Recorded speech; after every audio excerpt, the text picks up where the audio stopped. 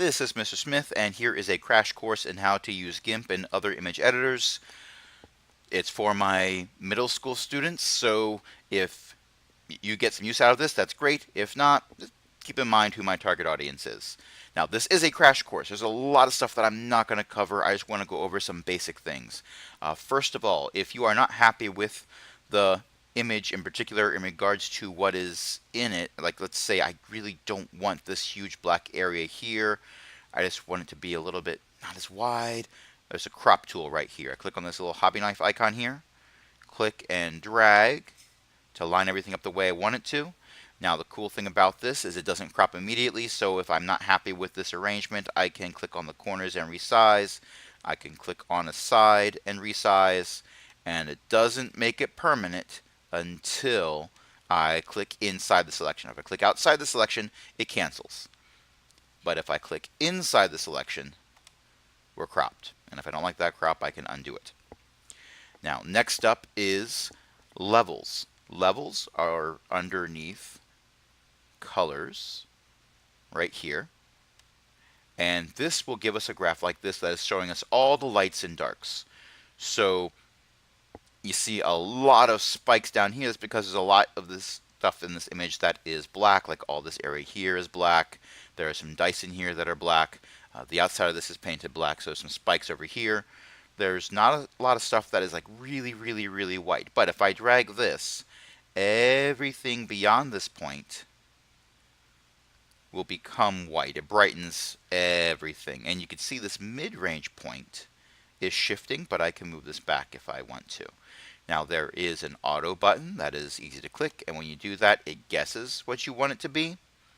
But that doesn't always work well because it's a computer making guesses, and sometimes that's difficult. There's also these options here. So if there's something on here that I know is white, and I want it to be white in my final image, I click on this eyedropper here for white, and I pick a point that I know is going to be pure white. And then it auto adjusts to make sure that is pure white. If there's something that I know is going to be pure black,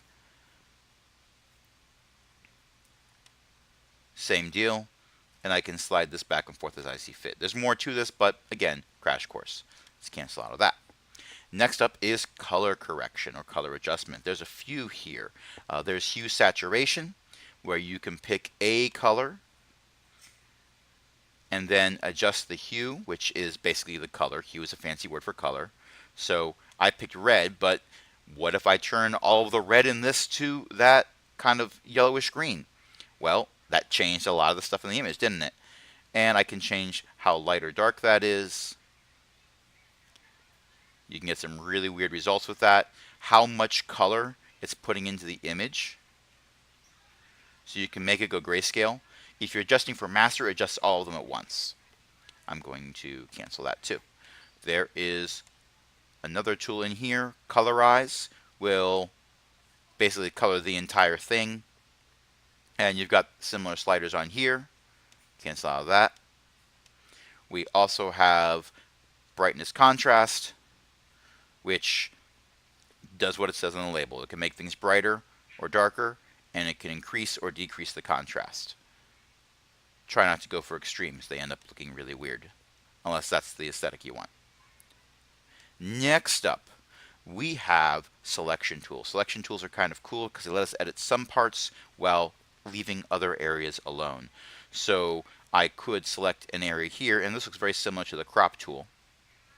And then I could do stuff in here. I could copy this and paste it somewhere else. If I'm copying something that is a bit more elliptical, then I have the elliptical selector here. That works pretty well. The free select tool allows me to freehand draw a selection. Or I can click to create angles. I tend not to do this for selecting things though, because there are other ways of handling a selection where I want to get it really precise. There is also the fuzzy select tool. Some people call this the magic wand tool. This is really neat in that it will select everything that is that color as long as it's touching something else. And there are some variations, like this white here is a slightly different white than this part here, so it didn't quite select it. There's a lot of fuzziness there. There's a threshold here that you can adjust by dragging this one way or the other to make it select more or less when you click. but sometimes it is just right and you can select everything you want. So I've selected this entire dragon, and if I wanted to, there's a few spots where I missed, but whatever. Like, let's say I wanted to just color that dragon. Now I have that dragon selected. I could go in to colorize, and I can change that dragon's color specifically while leaving the rest of my image alone and not having to worry about it. Cancel out of that. Oh, no, cancel. And let's go to select and select none because I don't want anything selected for the next thing. Next up are layers. Now layers are over here. As you can see right now, I just have one layer. It's the image. But I could copy paste things from other images into this image. I could, actually, let's go back and select this again. Let's select this dragon again. And let's copy it. I could just press Control C, but copy. And now, if I Control V to paste or go up to where I went before, now I have a floating selection here. That floating selection is put right where the dragon was, but I could move this around if I saw fit. And you can see everything that was selected over here. I have this on another layer. Now I could turn this into a layer by itself by pressing this button here. And now that dragon's on a separate layer that I can move around using the Move tool, which is this tool right here. But if I don't do that, if I just say, okay, well, I'm done moving that around, and I select none, or all, or whatever, that floating image is now part of this layer again, and I can't do anything about that unless I go and erase the pixels or undo. I'm going to undo. Let's put that all back the way it was. Select, can't select none, so I'm just going to click out. Okay. Next up, the rubber stamp tool, which is particularly handy if you are doing photo editing, where let's say there's detail that I really don't want in one spot, or maybe there's detail where I want more of it. That tool is right here, the clone tool. In some programs it's called the rubber stamp. You can pick a brush for it. You've got a bunch of other options to play with. I'm not going to go over all these right now. But to start off, right now there's a little no sign that's showing up there. Because I have to do something first before I can do anything with this tool. If I am holding down the Control key, I get a little crosshair, and I'm going to pick an area. I'm going to click right there.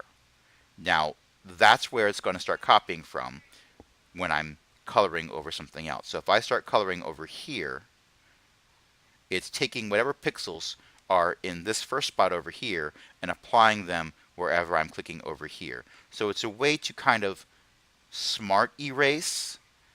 If you find an area that looks kind of like the background of something, you can erase that background. If you are trying to duplicate something to have it fit into an area, that's a way to do it. If you are trying to erase something, it's a good idea to use a fuzzier brush. Like this one here has a very soft outline. The brush options are all over here.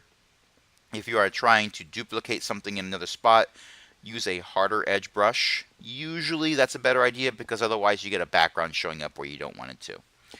Let's undo all that. Next up is going to be filters. I'm not going to talk a whole lot about filters. I'm just going to tell you they're here. They are pretty cool. You can blur things, and again, these are mostly subject to selecting things. So if I selected the dragon and then hit blur, I would only blur whatever is selected inside the dragon. If I selected the dragon and I went to invert, it would be blurring everything else once I applied that. Actually, we could try that. So click on the dragon, select, invert. Now everything but the dragon is selected. Borders in the same spot, but what's being selected is opposite. And now if I go into filters and go down to blur, Gaussian blur is pretty fun. I can pump this up a lot, hit OK, and when it renders, oh, it blurred everything except the dragon because the dragon was selected. Let's undo that. There's a lot of layers in here. Some of them will affect things that are only selected. Some of them, like render, will replace everything with something else. Play with these. Worst case scenario, you have to press undo to fix something, but undo works. And you even have the ability to do the same filter over and over again using Control F, but you have to use the filter first. So last but not least for this crash course is saving your work. Now, if you're going to come back to it and continue editing it, do save or save as. The first time you're saving it, save as is the same as save. This is very handy, and I always have a file that I have saved because it's a GIMP file that maintains all the layers and everything, and it's nice to be able to go back and fix something if I find out I make a mistake later. But that's only going to be viewable by someone who is able to view GIMP files. That's not most people.